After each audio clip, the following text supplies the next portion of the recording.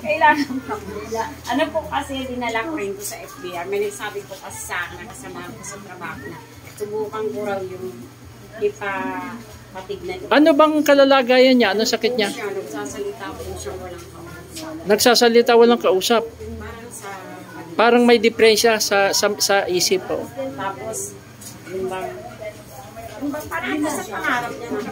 Oh. Yung sabi niya, nanay, sabi niya gano'n, bakit namumroblema ka sa pambili ng gas? Eh, may paupahan ako sa konti. Yung mga gano'n. Oh. Minsan naman umuwi naman po ako, sabi niya, nanay, sabi niya, nawawala yung kotse ko sa garahe, gano'n. Aba, mayaman pala siya. Hindi mo 5 po, sabi niya, nawawala. Sabi niya, pinahiram mo na naman siguro, pinakailaman na naman, mga gari. Pero po,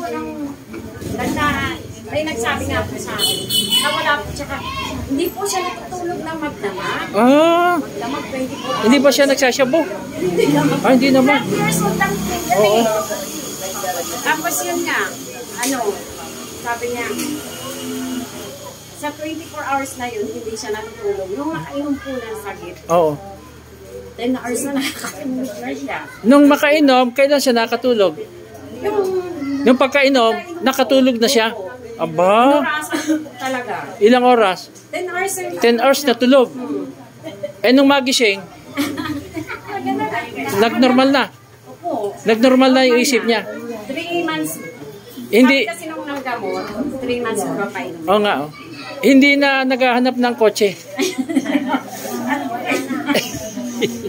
Tapos sabi niya po, Pastor, sabi niya, nanay, nung may pa po, sabi niya, nanay, may trust ako.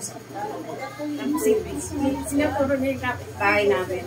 Tapos sabi niya, pahinga akong beli, bibili ako ng milk, bibili ako sa kanya. O sige, basta matulog ka lang, sabi niya, kasi hindi nga ako natutulog.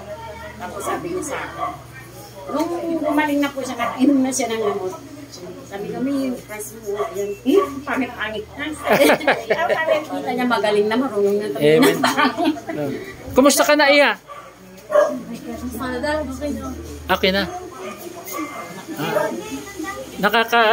Nakakaunawa ka na. Ayan. Nakakatulog na.